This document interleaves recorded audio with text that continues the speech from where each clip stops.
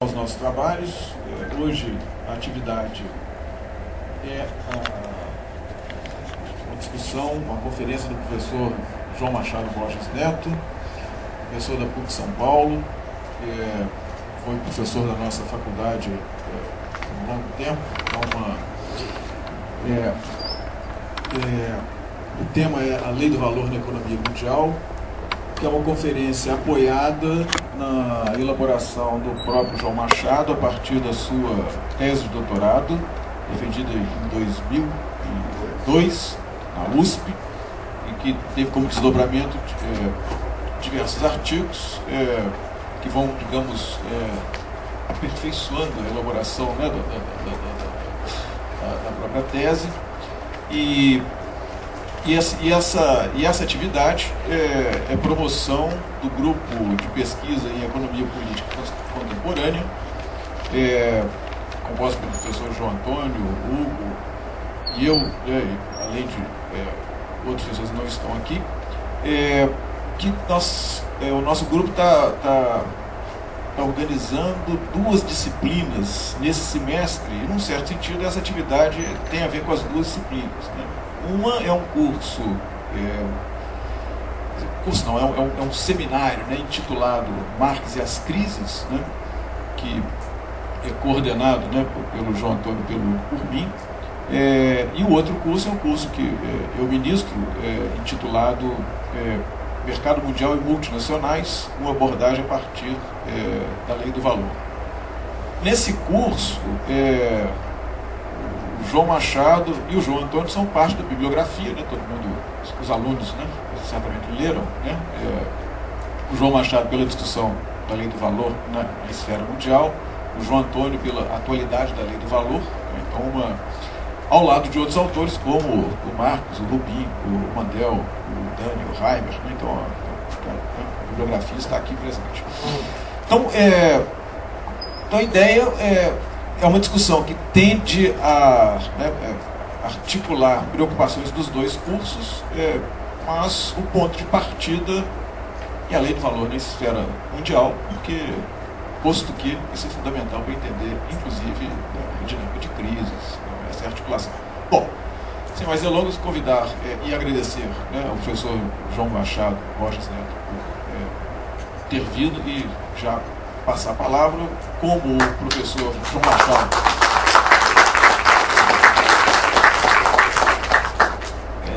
poderíamos definir o professor João Machado como apresentador de estilo clássico, então ele não vai usar recursos, digamos, posteriores à eletrônica, né, a não ser o computador você usou para escrever, não é isso? Não mecanismos eletrônicos de difusão, né? Então, muito obrigado, João.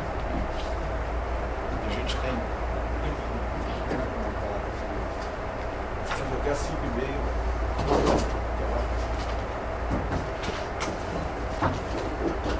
Bom, agradeço muito o convite, a oportunidade de participar aqui, junto com grandes amigos, velhos amigos, novos amigos, inclusive. Claro, tenho que agradecer também as palavras muito gentis e exageradas da apresentação. Não apenas participar aqui dessa discussão, mas constar de uma bibliografia, né, junto com o João Antônio e outros ainda mais ilustres, né, se é que isso é possível. Né?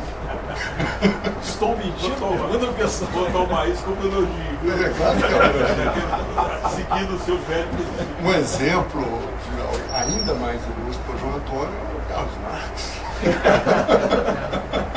Quase, então. Fazer o quê? Bibliografia aqui. Quem duvidar está. Marx não tem culpa nenhuma. Bom,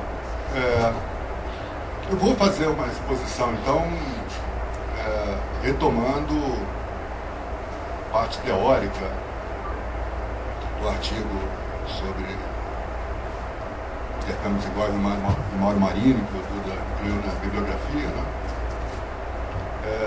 Que é um desdobramento que eu fiz a partir da tese do doutorado e depois já algumas mudanças, né? O desdobramento da discussão que o Marx faz em relação entre valores e preços. Ele toca muito pouco no plano internacional, não toca mais de passagem, né? Toca, em todo caso.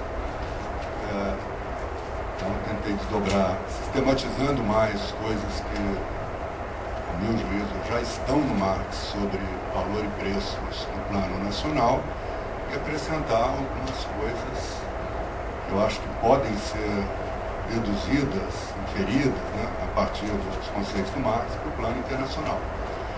E vou terminar tocando na discussão que eu acho que é talvez mais importante a partir daí, que são as consequências da operação da lei do valor no plano internacional, do que se costuma chamar de intercâmbio desigual.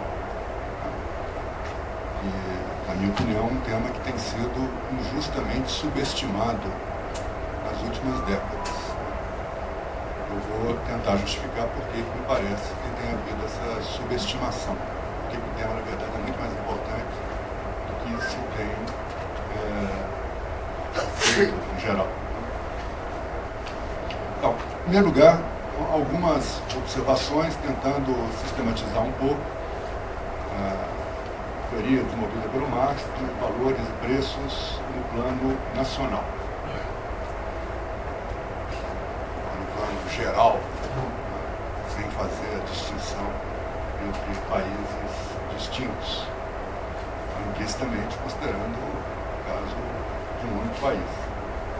A interpretação que eu faço do desenvolvimento que o Marx faz ao longo de todos os 3 livros do Capital, tal como publicados. Né? Descobri recentemente que não é a única interpretação. Né? Aliás, David Harvey, autor importante, que tem coisas muito interessantes, lendo, não tinha lido esse livro dele, que chama Para Entender o Capital. Ele começa com uma interpretação lá de que o valor, tal como Marx define logo de início, já é valor do plano internacional. Eu acho isso muito questionável. Mais um exemplo de como muitas interpretações são possíveis. Né?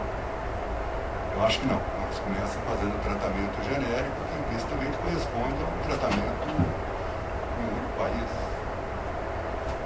Mas então, Marx define um conceito bem conhecido de valor como o que há de comum nos vários valores de troca,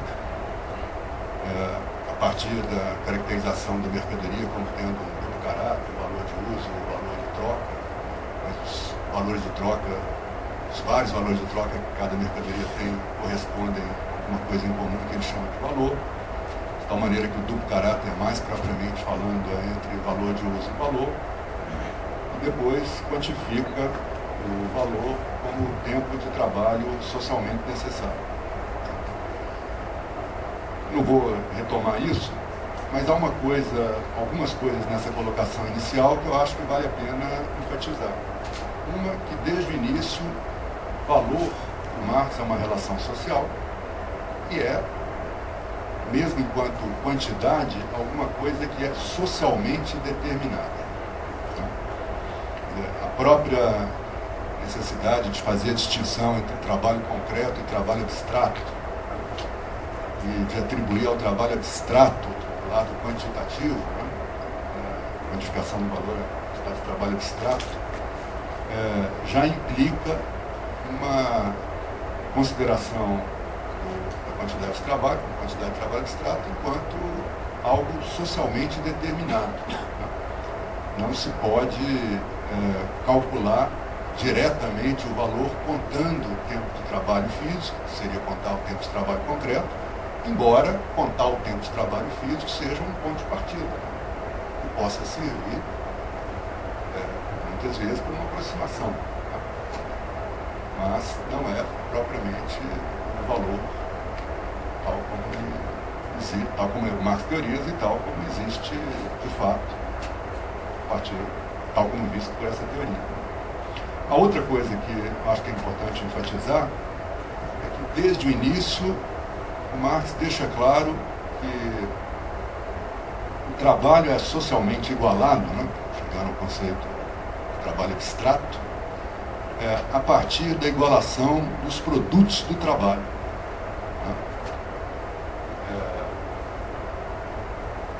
É a igualação dos produtos do trabalho que torna o trabalho que produz isso uma coisa socialmente igual. Que tem uma consequência importante para a interpretação que eu vou fazer, de que quantidade de trabalho fisicamente distintas, ou seja, trabalhos concretos distintos, que produzem as mesmas mercadorias, enquanto quantidades de trabalho abstrato são iguais. Se as mercadorias são iguais, o trabalho que as produz também é, do ponto de vista do trabalho abstrato, do ponto de vista do valor. Bom, isso é uma coisa que acho interessante enfatizar. O segundo ponto, né, além dessa colocação básica sobre valor, termos de trabalho socialmente necessário, Marx, desde o início, desenvolve a relação entre valor e preço de uma forma mais complexa do que o que costuma ser apresentado como a teoria dele. Né?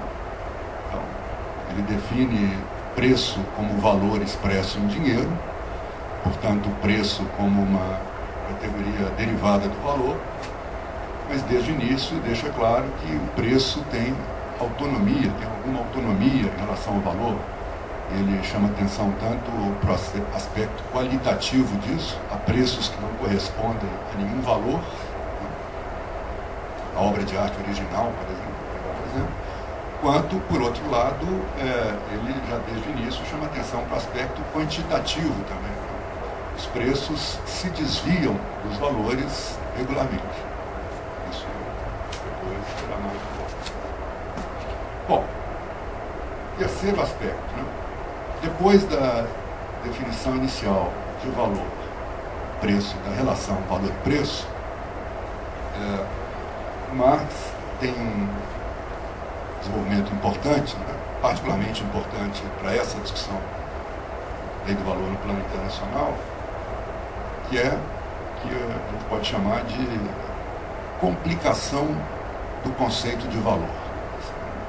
Ele desdobra, no início ele fala apenas valor, mas depois ele desdobra valor em valor individual e valor social.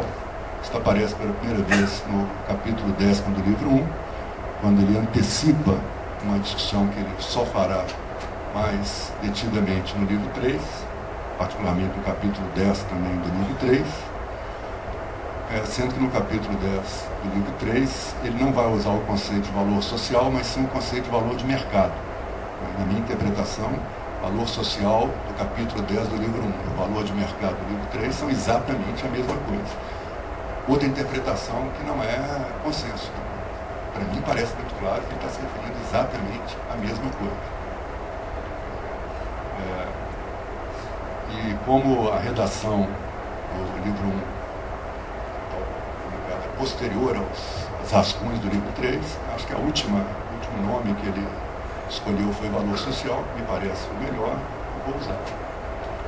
Mas então, Marx definiu inicialmente o valor quantificado como trabalho socialmente necessário, e depois falou da necessidade de desdobrar isso em valor individual e valor social.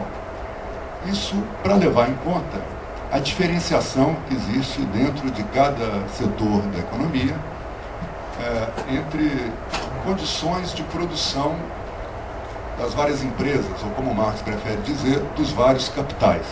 Né?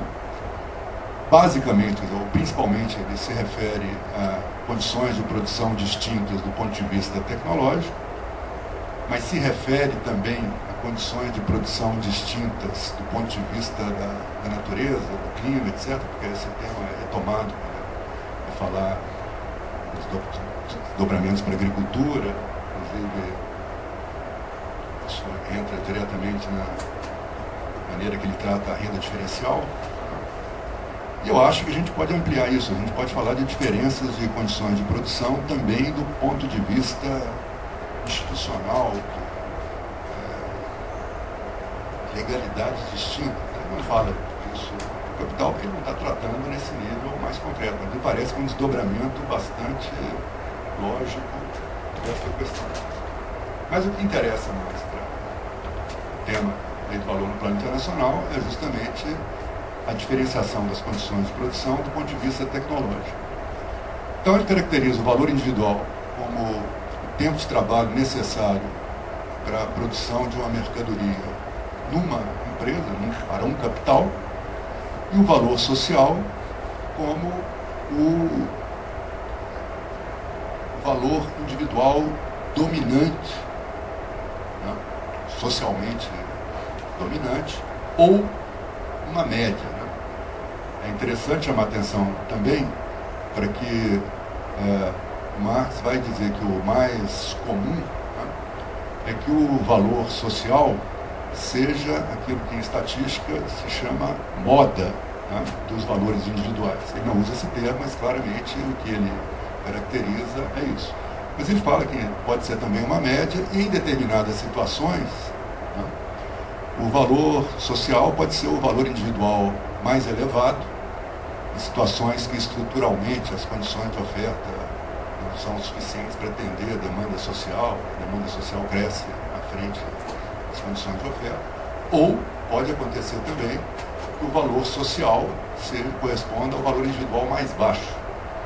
Será o caso em setores que estão em declínio, que têm estruturalmente excesso de oferta, então é uma tendência que o valor social se fixe no valor individual mais baixo. Essa distinção entre valor social e valor individual é importante, inclusive para a explicação da dinâmica da economia capitalista, porque um dos objetivos básicos de todos os capitalistas é conseguir um valor individual cada vez mais baixo.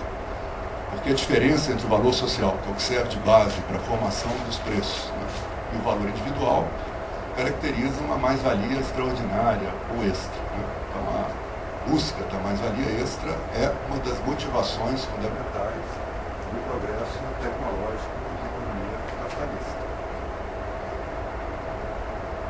Então, esse tema é um tema importante que tem uma repercussão direta, me parece, para a discussão do valor no plano internacional. Uma coisa que eu acho que fica muito clara na exposição de Marx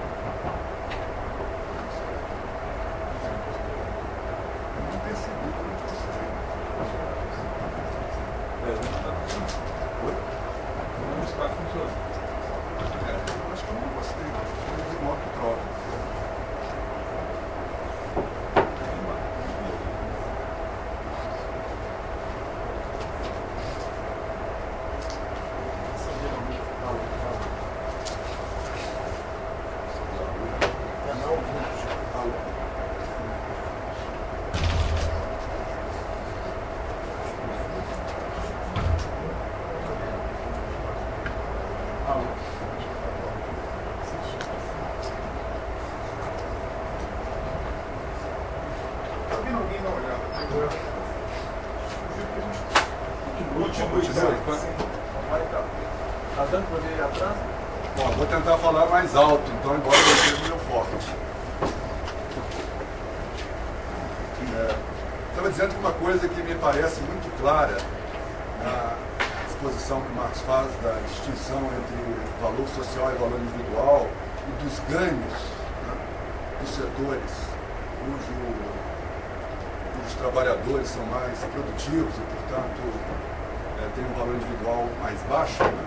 A coisa que ele deixa muito claro é que o trabalho mais produtivo atua como trabalho potenciado, a expressão que ele usa, e, portanto, cria mais valor no mesmo tempo de trabalho. Essa ideia de trabalho potenciado, né, que cria mais valor no mesmo tempo de trabalho, Marx usa duas vezes, em dois contextos diferentes, porém com alguma semelhança. Né? para fazer referência à distinção entre o trabalho mais qualificado, que ele chama de complexo, né, e o trabalho simples, e para fazer diferença em relação ao trabalho mais produtivo em relação ao trabalho menos produtivo. Então, nos dois casos, ele trata esse ganho, o ganho de mais-valia extra, por exemplo, né, como um ganho a partir de um trabalho que produz mais no mesmo tempo. Portanto, parece claro que é um ganho que se explica por condições de produção distintas, né? No entanto, boa parte dos autores que tratam disso, né, interpretam o ganho de mais-valia extra como um ganho de transferência de mais valor, de mais-valia, mais valor, né, dos setores mais atrasados, dos capitais mais atrasados, das empresas mais atrasadas tecnicamente, para as mais adiantadas. Eu acho que essa interpretação termina sendo inconsistente, quer dizer, além de não corresponder, na minha interpretação, à letra do que o Marx diz, é inconsistente com toda a caracterização, porque se fosse transferência de mais valor, mais-valia, né, não poderia haver situação em que o valor social, por exemplo, corresponde ao valor individual mais alto. Porque aí todos ganham, exceto os que estão em pior posição. Todos ganharão extra. Se todos ganharão extra, evidentemente não tem sentido falar em transferência de mais-valia, de mais valor. Né? Mas eu registro que essa é uma diferença de interpretação que repercute também na discussão da lei do valor no plano internacional. Mas me parece isso, quer dizer, essa diferença entre valor social e valor individual é uma diferença, entre trabalho mais produtivo e menos produtivo, a criação de mais valor no mesmo tempo de trabalho, tendo trabalho mais produtivo, né? Que tem seu tempo de trabalho necessário correspondente a um valor individual mais baixo, mas contado de fato, né, com o valor social, portanto, um tempo mais elevado. O Marx dá exemplos numéricos disso, como o trabalho feito em condições mais produtivas produzirá o dobro, chega a dizer isso, o valor. Então, me parece claramente uma diferença do ponto de vista das condições de produção. Bom, depois de falar dessa complicação do conceito de valor, desdobramento do valor inicial, né, do valor social e do valor individual, tá? E é claro que quando ele faz esse desdobramento, o que ocupa o lugar que inicialmente ele chamava apenas de valor é o valor social, que serve de base para a formação dos preços. Depois de complicar, né, o conceito de valor fazendo esse desdobramento, Marx complicará mais também o conceito de preço e a relação entre valores e preços. A primeira complicação no conceito de preço é a introdução do conceito de preço de produção, que é o preço que corresponde a taxas de lucro médias, portanto, o preço natural da economia política clássica. A partir da parte do livro 3 do Capital, que ele trata do que ele chama de transformação dos valores em preço de produção, ele passa a falar de 3 tipos de preços nesse capítulo. Um é o que corresponde diretamente ao valor, que ele chama de preço-valor. Outro, o preço de produção, seria o preço médio, o preço natural, o preço que corresponde a taxas de lucro médias. E o terceiro é o preço de mercado, que é o que antes ele simplesmente chamava de preço. É o preço empírico, o preço que existe no dia a dia. A partir desta complicação, ele vai dizer que os preços de mercado flutuam em torno dos preços de produção. Claro que inicialmente ele trabalha com uma ideia, ele afirma assim, né, que deixa mais ou menos implícito, os preços variam, flutuam em torno dos valores. Né? A flutuação não é exatamente em termos dos valores, mas é em termos dos preços de produção. a média não é o valor, a média é o preço de produção. A média dos preços, depois ele vai chamar de preços de mercado.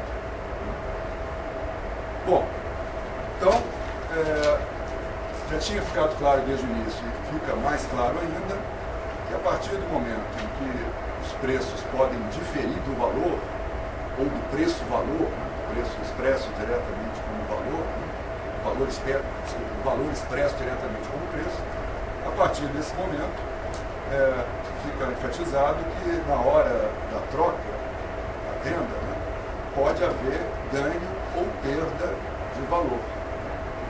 Sempre que um produtor vender sua mercadoria por um preço superior ao valor, estará ganhando na troca, estará se apropriando de mais-valia. E vice-versa.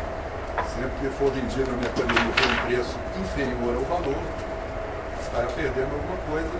Obviamente, acontece o contrário do lado de quem compra. Esta não é a última complicação que o Marx desenvolve do conceito de preço. Depois, quando trata da diferenciação do capital comercial, mais especificamente comércio de mercadorias, ele vai chamar a atenção para a diferença entre o que mais simplesmente a gente poderia chamar de preço de atacado e preço de varejo. Ele vai utilizar um modelo, uma representação em que só existe um tipo de comerciante, que compra no atacado e vende no varejo. Claro que na vida real é mais complexo, então a diferenciação dos preços seria maior ainda do que a que ele explicitamente menciona. Mas a partir do momento que ele considera isso, ele vai chamar o preço de atacado de preço de produção em sentido estrito, porque é o preço de venda do produtor, e vai chamar o preço de varejo de preço de venda do comerciante. E é claro que as vendas feitas por os produtores, os industriais, ou capitalistas agrícolas, para os comerciantes, pelo seu preço de produção em sentido estrito, serão vendas feitas com desconto, preço de produção completo, na verdade assim seria o preço de venda no varejo, o preço de venda do comerciante, e há então aí transferência de valor, transferência de mais valor, mais valia, no momento da circulação. Ele chega a mencionar preços de monopólio, que são preços de mercado que têm funções de produção de monopólio, então, tendem a ser mais duradouros, têm diferenças em relação ao valor mais duradouras. E ele não chega a mencionar, mas me parece claro que teria mencionado se ele tivesse ido além na redação do Capital, como os planos que ele tinha feito antes, tratado, por exemplo, do Estado, da tributação. Ele teria mencionado também diferenças de preço antes e depois de tributação. Se tivesse chegado a desenvolver mais sistematicamente a discussão no plano internacional, haveria diferenças de preço relacionadas a antes de exportações, depois de exportação, FOB, tudo isso eu acho que estaria perfeitamente dentro do quadro teórico do Marx. Bom, o que eu acho interessante para concluir essa colocação geral sobre valores e preços para o Marx, no plano, vamos dizer, nacional, que ele trata tanto de diferenciações no próprio valor individual, valor social, quanto diferenciações de preços em relação aos valores, ou aos preços valores, são os valores diretamente representados como preços.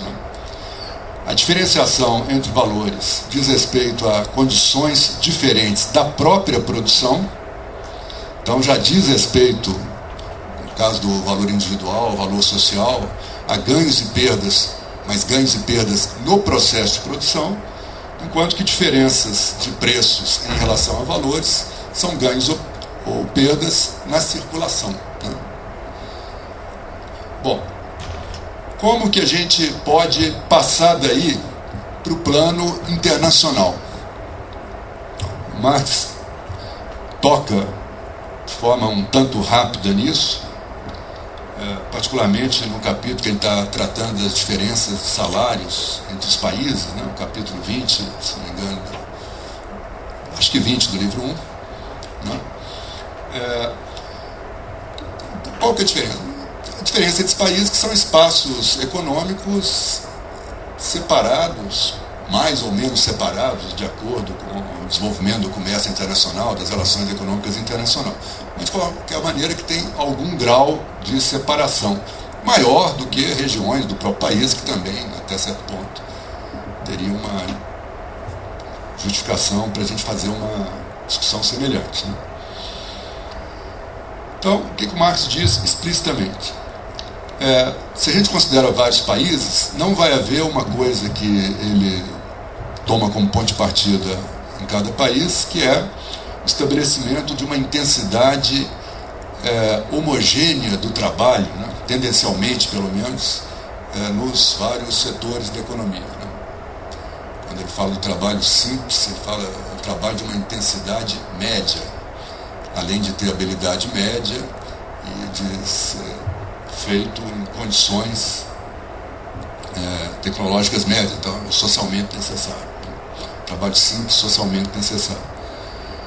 Então, a intensidade ele supõe inicialmente como média. Quando vai considerar distinções entre os países, não dá para fazer isso. A intensidade do trabalho tende a variar, e essa variação não há uma concorrência suficiente, deslocamentos internacionais de trabalhadores suficientes, mesmo hoje, né, para a gente poder pensar no estabelecimento de uma intensidade média do trabalho no plano internacional.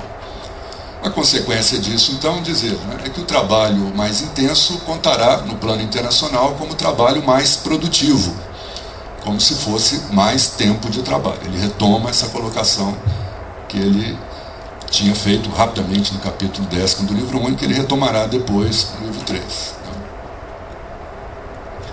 Bom, é claro que no plano internacional, o Marx não trata especificamente disso, né? Mas haverá ainda mais, né, uma diferenciação de condições de produção, particularmente condições tecnológicas, né? Aí entra a discussão que eu acho que já começa um pouco além do Marx, mas, na minha opinião, desdobrando de forma bastante direta a própria teoria que ele formula. Né? Acho que da mesma forma que a gente pode falar, ele fala, né, de uma escala internacional de intensidades médias de trabalho por países, a gente pode falar de uma escala internacional de produtividades do trabalho médias por países, né? E aí correspondendo também o trabalho mais produtivo a mais tempo de trabalho, portanto maior produção de valor. A coisa aqui é mais complexa, né? E a gente pode, para analisar isso com um pouco de mais cuidado, pensar em duas situações. A situação em que é mais simples é que a gente tem mercadorias que são produzidas, as mesmas mercadorias iguais, produzidas em países distintos, com condições técnicas diferentes. Aí a gente pode fazer um raciocínio entre o valor no plano nacional e o valor no plano internacional, que é muito semelhante, é só transpondo para o outro plano, para o plano internacional, a distinção que o Marx fala no plano nacional entre valor individual e valor social. Haveria valores nacionais, dependendo das condições médias de produção de cada país, para esta mesma mercadoria, e o valor internacional, o valor no plano mundial, que seria o valor social, o valor dominante a partir das relações de comércio, de intercâmbio no conjunto dos países. Então, a extensão do conceito de valor para o plano internacional aí, e para fazer uma escala, né, internacional de produtividades médias, seria muito simples se a gente tivesse apenas comparações entre uma mesma mercadoria. Acontece que não é assim, né? Primeiro porque há mercadorias que são produzidas em um país e não são produzidas em outros, algumas inclusive, né, parte dos serviços, por exemplo, sequer podem ser exportados e são distintos.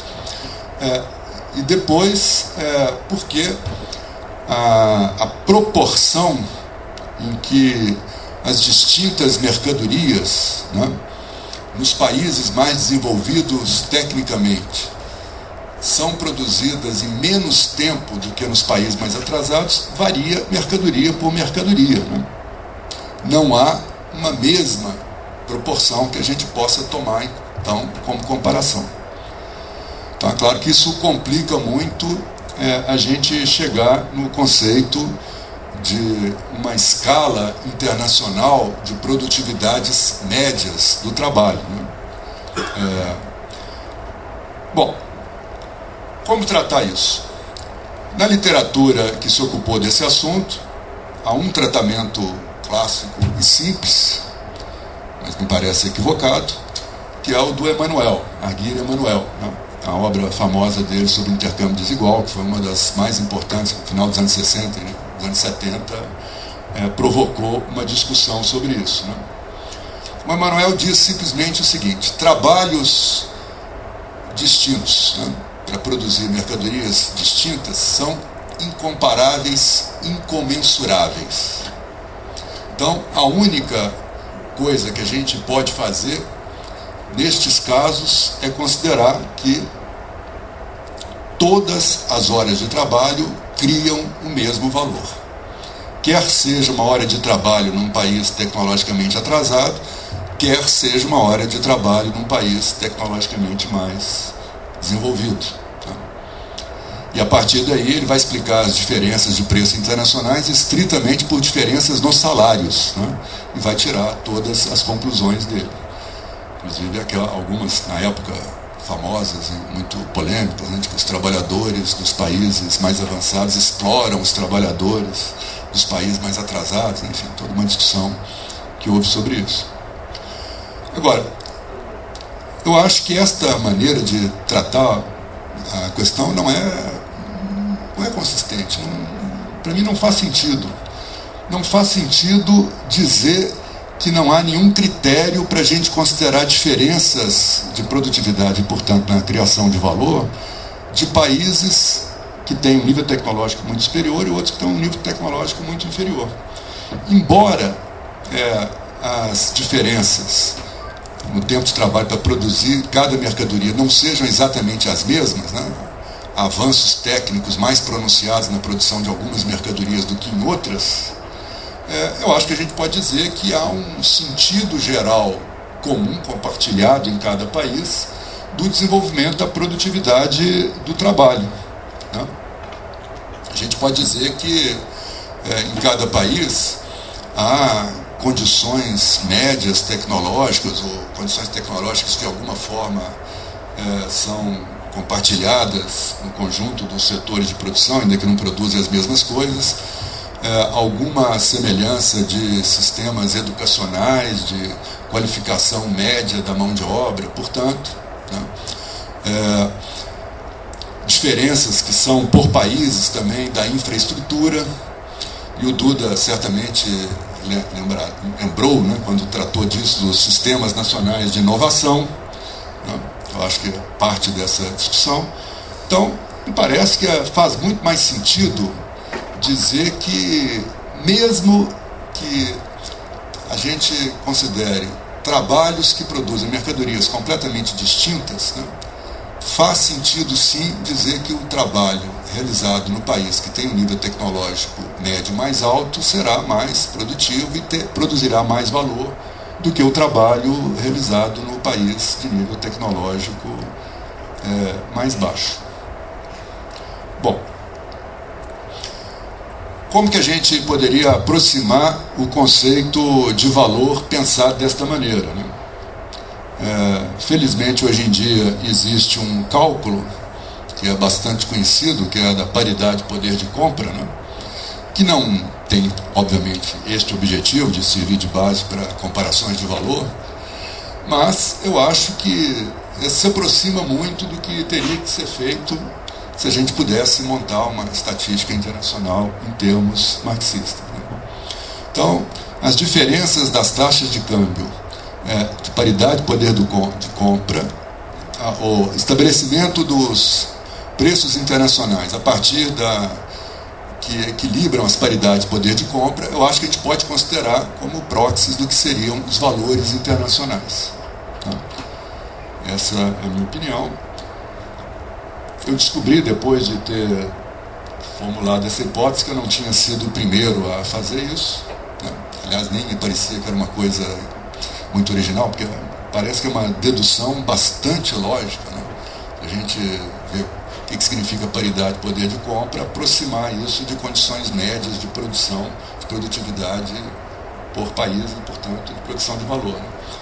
Mas eu descobri que há um autor que já tinha feito isso antes, Kohler, um autor alemão, muito pouco conhecido. Achei por acaso, pesquisando coisas na internet, aí caí lá no artigo. Nunca tinha visto referências a ele. É Kohler, deixa eu ver o nome inteiro dele. Gernot Köhler, né? Q-O-H, é o O com trema, L-E-R. O texto dele, tem mais de um texto que ele faz isso, mas o texto em que ele faz isso de forma mais sistemática chama de Structure of Global Money and World Tables of Unequal Exchange. Está publicado no Journal of World Systems Research. Né? Bom, mas enfim, eu acho que essa é uma maneira de tratar o problema, evidentemente é uma aproximação, mas me parece bastante razoável. Né? Quer dizer, a gente não compara, né, tempos diferentes para produzir a mesma mercadoria, mas o método da paridade de poder de compra compara tempos diferentes e quantidades, ou melhor, preços, estabelece como iguais os preços nacionais que produzem da mesma cesta de mercadorias. Quer dizer, não é a mesma mercadoria, mas é a mesma cesta de mercadorias. Então, nesse sentido, me parece bastante aproximado, embora o objetivo não seja valor, seja encontrar a maneira de classificar preços internacionais, né? Bastante aproximado do que deveria ser feito em termos marxistas para calcular valores internacionais. Bom, tendo mencionado isso, a última parte, então, que eu quero propor para a discussão, que trabalhei, está colocado no artigo que foi incluído pelo Duda na bibliografia, né, é a consequência disso para intercâmbio desigual, para a discussão do intercâmbio desigual entre nações, né, entre países distintos. Né. Mas, em geral, esta expressão significa ganhos e perdas a partir do comércio internacional para países de condições tecnológicas distintas. É bom lembrar que não são os únicos ganhos e perdas que existem no plano das relações internacionais, né? Além disso, existem transferências de juros, pagamento de juros, transferências de lucro, outras formas de ganhos e perdas no plano internacional que saem fora dessa questão do intercâmbio desigual. Né? Mas, então, intercâmbio desigual. Desigualdade, ganhos e perdas no plano internacional, a partir da colocação em contato, né, estabelecimento de relações comerciais de países que têm níveis tecnológicos muito distintos. Aí, consistentemente com a distinção que eu tinha feito antes, né, entre ganhos e perdas no momento da produção e ganhos e perdas propriamente no comércio, né, no momento da circulação, por diferenças entre preços e valores, eu acho que a gente pode falar de dois tipos de intercâmbio desigual. O primeiro, né, diz respeito à desigualdade na própria produção de valor. De acordo com essa proposta de sistematização dos conceitos do Marx que eu desenvolvi, a rigor, inclusive, não seria propriamente intercâmbio desigual, né? Porque a desigualdade existiria, os ganhos e perdas existem, mas no momento da produção. No entanto, como são desigualdades que passam a pesar, né, a partir do momento em que países de níveis tecnológicos distintos são colocados em contato a partir do desenvolvimento do comércio internacional, tá? A gente pode dizer, pode falar, me parece, de intercâmbio desigual em sentido amplo. Tá? Então,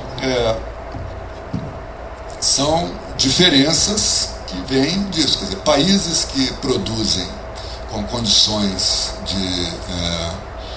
tecnológicas inferiores terão as horas de trabalho dos seus trabalhadores igualadas a menos horas de trabalho dos trabalhadores dos países de condições tecnológicas superiores. Então, o intercâmbio desigual aí será um intercâmbio desigual de horas de trabalho, né? De quantidades de trabalho, mas de quantidades físicas, né?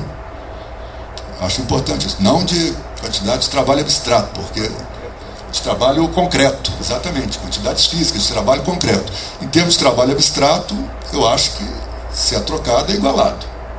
Né? E, portanto, não há aí ganhos e perdas em termos de transferência de valor, na minha opinião. Mas isso não significa que os ganhos e perdas não sejam muito reais. Né? A partir do momento, o país vai desenvolvendo o seu rumo isoladamente. Né? De repente entra em contato com outros países com um nível tecnológico superior. Começa a estabelecer relações comerciais, vai haver um impacto direto no sentido de desvalorizar a hora de trabalho desse país. Setores que antes podiam ser prósperos serão arruinados por falta de condições de concorrer. E, nesta hipótese que eu estou fazendo, é o conjunto das horas de trabalho desse país que serão desvalorizadas, não apenas as que entram diretamente na relação internacional. Esse, aliás, foi um dos temas do debate, né, comento rapidamente no artigo, que foi feito no final dos anos 70, entre, de um lado, o Rui Mauro Marini, que era um proponente dessa ideia do intercâmbio desigual brasileiro, né, latino-americano, e, do outro lado, dois autores mais, vamos dizer assim, institucionais, né, Fernando Henrique Cardoso e José Serra. Né. Fizeram um artigo que, na época, foi considerado por muita gente como uma crítica demolidora das teses do Rui Mauro. Eu acho que, na verdade, é um artigo muito fraco do ponto de vista teórico. Mas uma das coisas que eles dizem, né, isso é que não tem cabimento toda a discussão de intercâmbio desigual, de superexploração do trabalho que o Rui Mauro fala. Por que o fato de existir tecnologia superior num país vai fazer que no outro isso aí reduza a produção de mais-valia e de lucro? Eles falam como se isso não tivesse sentido, né? Está se desenvolvendo mais produtividade na Alemanha, por que isso vai prejudicar em alguma coisa o Brasil? Né? Eu acho que esta ideia, essa afirmação deles é muito intuitiva do ponto de vista de uma concepção liberal do comércio internacional, né? Que essa concepção, o comércio é uma oportunidade de trocas, e obviamente que só serão feitas se forem mutuamente vantajosas, né? Portanto, ampliar o comércio internacional só pode ser benéfico, ou não tem efeito nenhum, na pior das hipóteses, ou será benéfico, prejudicar não pode de jeito nenhum. Eu acho que essa é uma maneira de ver intuitiva, porém equivocada, que desconhece justamente a determinação social do valor e, portanto, as mudanças na determinação do valor que acontecem a partir do momento em que os países entram em contato comercial e de outras relações uns com os outros. Né? A gente dizer, por exemplo, vou pegar um exemplo, não vou nem falar de um país dependente, né? Os trabalhadores de Detroit não foram prejudicados pelo desenvolvimento da produtividade da indústria automobilística japonesa? É evidente que foram. Né?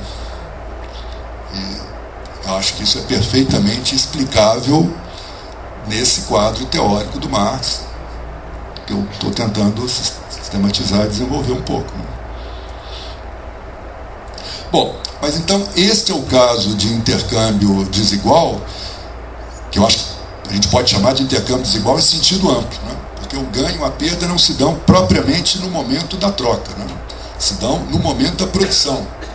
há uma revalorização ou desvalorização de trabalhos nacionais de produtividade distinta, de produtividade média nacional distinta, né? Agora, acho que faz sentido falar em intercâmbio desigual, porque tudo isso é provocado pelo desenvolvimento do comércio, né? Embora não seja estritamente ganho ou perda no momento do comércio, né, da troca. Não é uma diferença de preço em relação ao valor, eu acho. A maioria dos autores que trataram disso no debate no final dos anos 60 e nos anos 70 achavam que se tratava, nesse caso, de transferência de valor. Não o Emanuel, porque o Emanuel restringe a questão da transferência de valor àquele caso, aquela interpretação dele de que valor é tempo de trabalho, e tempo de trabalho é sempre igual, se as mercadorias são... Então, Emanuel não. Mas todos os outros, ou quase todos os outros, evidentemente eu não li todos, né? Marini, o próprio Mandel, quando trata disso, né? Tratam isso como transferência de valor. Eu acho que não é propriamente transferência de valor. Desigualdade de troca de horas de trabalho concreto, né, que é o que existe neste caso, não representa propriamente transferência de valor, porque não há desigualdade em horas de trabalho abstrato, né, valor, na minha opinião. Bom, o outro caso de intercâmbio desigual que também existe no plano internacional é o intercâmbio desigual no sentido estrito, né? Aí diferenças entre preços de venda internacional, preços internacionais e valores. Eu acho que é importante tomar um cuidado que nem todas as diferenças entre preços e valores no plano internacional se referem a desigualdade a partir de níveis tecnológicos diferentes. Algumas diferenças entre preços e valores são normais, vamos dizer assim, e existem dentro do próprio país e existem entre países de nível tecnológico igual. Por exemplo, o que tem a ver com o processo de igualação dos preços de produção, né, de transformação dos valores em preços de produção e, portanto, igualação das trocas das taxas de lucro no plano internacional. É muito discutível se chega a acontecer no plano internacional. Há alguns que acham que sim, que há estabelecimento de preços internacionais de produção. É uma questão basicamente empírica, né? Mas na medida em que há alguma tendência de variação dos preços em relação aos valores por conta dessa concorrência entre os capitais e a tendência de igualação das taxas de lucro, isto não será intercâmbio desigual no sentido de um ganho ou perda de valor na troca por conta de desigualdade tecnológica, tá? Será um ganho ou perda de valor na troca, sim, mas por conta de um fenômeno que não tem relação com desigualdade tecnológica. Outro caso é a diferença também entre preços de venda no varejo e no atacado, quer dizer, isso também vai acontecer no plano internacional e não tem, em princípio, nada que ver com diferenças de níveis tecnológicos distintos, né? Bom, embora não sejam, então, todas as diferenças entre preço internacional e valor que a gente possa tratar como intercâmbio desigual neste sentido, né, de desigualdade decorrente de diferenças de produtividade, há várias que são, né? Uma, a mais importante, quer dizer, a mais importante, não sei, mas pelo menos a mais geral, teoricamente, né, diz respeito a que a tendência da taxa de câmbio no plano internacional é se estabelecer de uma tal maneira a supervalorizar, apreciar as moedas dos países tecnologicamente mais avançados, né? É uma coisa que na literatura convencional, na literatura marxista, né, costuma ser chamado de efeito Harold Balassa Samuelson. 3 autores que estudaram isso, né? Significa que os níveis de preços nos países tecnologicamente mais avançados e que produzem mais, tem bens industriais, né, bens tradables mais avançados, os níveis de preço tendem a ser maiores do que nos países mais atrasados, né? E a taxa de câmbio tende a refletir isso. Claro que a taxa de câmbio é mais complexa, tem a ver com, não apenas com transações de mercadorias internacionais, mas também com mas enfim, tem alguma relação com isso.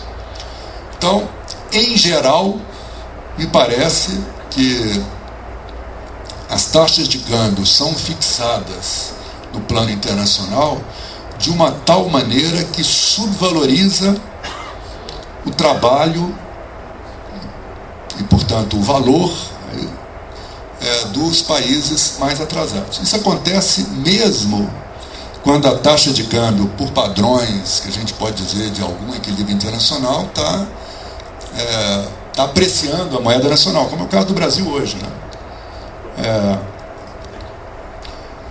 O Brasil hoje, né? A moeda já esteve mais apreciada. Mesmo quando estava mais apreciada, né, ainda não correspondia ao que seria a taxa de câmbio de paridade poder de compra. Né? Então, mesmo quando o Brasil, 2 anos atrás, estava com o máximo de apreciação da moeda, pelo menos no período recente, né, os cálculos de paridade poder de compra mostravam que a hora média de trabalho brasileira ainda estava valendo menos, correspondendo a preço mais baixo do que a hora de trabalho, por exemplo, dos Estados Unidos. Né? Então, diferenças que têm a ver com isso me parece que são, sim, intercâmbio desigual no plano internacional. E essa é uma coisa ampla, né? Que acontece em geral. Uma segunda coisa, eu acho que o Emmanuel destaca, né? Intercâmbio desigual a partir de fixação de preços por diferenças de salários, eu acho que isso também existe. Os salários em países dependentes costumam ser mais baixos, inclusive mais baixos do que o que corresponderia à paridade de poder de compra. Né? Então, naquela época existia um problema de mobilidade mundial, que hoje em dia já não é. Mas mesmo hoje em dia, acho que a mobilidade não é assim, né? Não é lá essas coisas. Eu sei. Então, eu acho que isso que o Emmanuel trata como único caso, a partir daquela colocação dele, que eu acho muito questionável teoricamente, de que a hora de trabalho vai ter obrigatoriamente o mesmo valor, eu acho que não é isso. Mas mesmo sem considerar isso, há as diferenças de salário, sim. Eu acho que isto aí terá repercussão na formação dos preços internacionais e será objeto de intercâmbio desigual, né? Perdas para os países atrasados. Né? Há uma outra coisa que eu acho que a gente deve colocar, que pode haver, e há frequentemente, processos extraordinários de desvalorização da moeda nacional, né? De países atrasados, quando sofre crise, etc. Quando tem que se recuperar, particularmente quando sofre com aquelas intervenções do FMI, né? Aí já entrando numa coisa que... Quando, por exemplo, o Banco Mundial, o FMI e outras instituições obrigam vários países a abrir mercados e a exportar, contar com o aumento da exportação dos mesmos produtos, né? Aí é um desastre em termos de preço internacional e de taxa de câmbio, que agrava essa questão da transferência de valor. Né? Uma outra coisa que certamente é muito importante no plano internacional são diferenças entre preço e valor, né? Aumentadas entre preço e valor, a partir do controle do comércio internacional, dos sistemas de distribuição por empresas dos países centrais. Né? E uma coisa que junta tudo isso, me parece, né, são as relações que existem entre algumas empresas, né, que deslocam produção para países dependentes, propriedade da mesma empresa, ou que estabelecem contratos com empresas diferentes, mas de qualquer jeito sob a dominação geral da empresa do país central. Né? Então esses exemplos bastante conhecidos, né? Tênis Nike não é produzido nos Estados Unidos, é produzido em alguns países asiáticos e é vendido do país asiático para os Estados Unidos com um preço que é 1/10, ou sei lá, menos do que isso, do que terá no mercado norte-americano, né? Ou europeu, enfim. Então, claramente aí há uma diferença ampliada de valor em relação ao preço, uma transferência de valor muito significativa. E, finalmente, né, a gente tem de considerar que os preços sofrem também influência política. Os países tecnologicamente centrais, além de tecnologicamente mais desenvolvidos, são também imperialistas, né, e diferenças por conta de questões políticas, inclusive de políticas econômicas impostas, terminam ampliando mais estas transferências. Né? Então, eu acho essa discussão toda muito importante, inclusive uma coisa que costuma ser dita já há algumas décadas, né, mas acho que não mudou, falar que dizer que os países imperialistas são mais ricos por causa da exploração dos países pobres não é verdade, porque a maior parte do comércio internacional é feita entre os próprios países mais ricos, e a fração do comércio internacional que participam os países, dependendo cada vez menor, pesa cada vez menos para os países mais ricos, né? Esse argumento, evidentemente, é falho, porque pode pesar menos para os países mais ricos, mas pesa mais para os mais pobres. Agora, além disso, eu acho que, como essas contas aí são feitas pelos preços efetivamente praticados, não levam em conta nenhuma dessas transferências de valor no plano internacional, que eu mencionei aqui, né? E que, portanto, a gente pode considerar que, se isso tudo fosse medido, né, o peso dos países dependentes no comércio internacional seria bastante maior. Se a gente fosse considerar, por exemplo, o volume do comércio entre o país asiático e os Estados Unidos, não pelo preço que é vendido o tênis Nike, né, mas pelo preço que corresponderia ao valor, né, um desconto normal em termos de um produtor para a firma comercial, a gente pode considerar que o valor dobraria, triplicaria, quadruplicaria, né, ou mais. Então, acho que isso é um tema interessante também, né? Certamente há uma grande tendência à subestimação da influência que o comércio internacional tem nas relações e nos níveis de vida, né, entre países centrais e países dependentes, por conta da não computação destas transferências de valor. Infelizmente, eu nunca desenvolvi nenhuma tentativa de fazer um estudo empírico, de quantificar isso. Eu acho que está além da minha capacidade, mas eu acho que seria uma área de pesquisa interessantíssima. Tentar avançar na quantificação dessas coisas. O Kohler, esse que eu citei, ele faz um pouco isso, mas eu acho que ele pega uma ideia que me parece correta, que é pegar paridade de poder de compra, né? E depois ele faz outras coisas que eu já acho meio discutíveis, mas enfim, tem mais gente que faz isso, né? Eu não conheço bem essa literatura, não. Até agora me concentrei estritamente na discussão teórica. Eu fico por aqui.